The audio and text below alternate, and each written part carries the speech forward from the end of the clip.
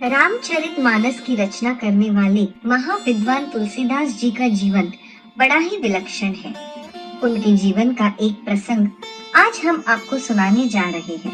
पौराणिक कथाओं के अनुसार कहा जाता है कि राम भक्त तुलसीदास जी जब रामचरितमानस लिख रहे थे तो उन्होंने भगवान राम का गुण बखान करते हुए एक बड़ी ही सुंदर चौपाई लिखी, जो इस प्रकार है। सिया राम मैं सब जग जानी, करहु प्रणाम जोरी जुग पानी। जिसका अर्थ है पूरे संसार में श्री राम का निवास है, सब में भगवान राम है और हम जिसे भी हाथ जोड़कर प्रणाम कर ले वो प्रणाम राम चरणों में समर्पित हो जाता है। इसलिए राम के नाम की जीवन में वर्षा होती रहनी चाहिए, क्योंकि ये अमृत के समान जीवन को मुक्ति प्रदान करने वाला है। ऐसी सुंदर चौपाई लिखने के बाद तुलसीदास जी विश्राम करने अपने घर की ओर चल दिए। रास्ते में जाते हुए उन्हें एक बालक मिला और बोला, अरे महात्मा जी, इस रास्ते से मत जाइए, आगे एक बैल गुस्से में लोगों को मारता हुआ घूम रहा है। वो बैल शायद से अपने सुध-बुध खो बैठा है और आपने तो लाल वस्त्र भी पहन रखे हैं, तो आप इस रास्ते से बिल्कुल मत जाइए। तब तुलसीदास जी ने सोचा, ये बालक शायद से खुद भयभीत हो गया है, इसलिए मुझे उस बैल का भय बता रहा है।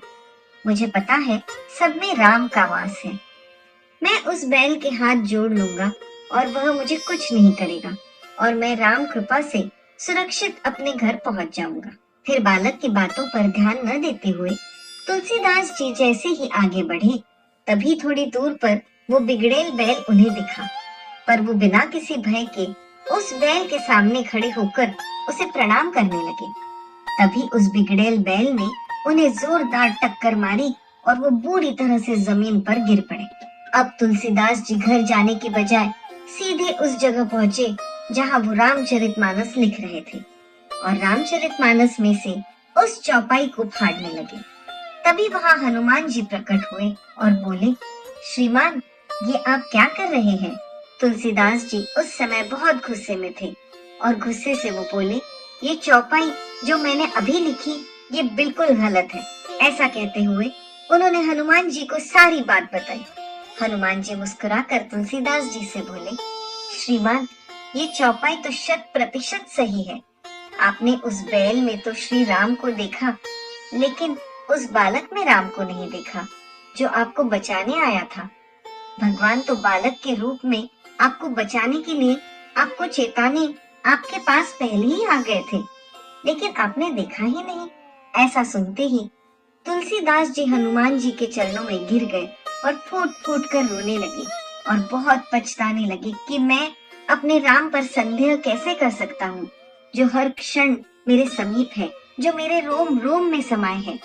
फिर तुलसीदास ने फिर से वह चौपाई बड़ी ही सुंदर तरह से रामचरितमानस में लिखी। दोस्तों, हम भी अपने जीवन में कई बार छोटी छोटी चीजों पर ध्यान नहीं देते और बाद में बड़ी समस्या का शिकार हो जाते हैं। ये किसी एक इंसान की परेशानी नहीं है, बल्कि ऐसा हर इंसान के साथ होता है। कई बार छोटी छोटी बातें हमें बड़ी समस्या का संकेत देती हैं। आप उन पर विचार करिए, फिर आगे बढ़िए।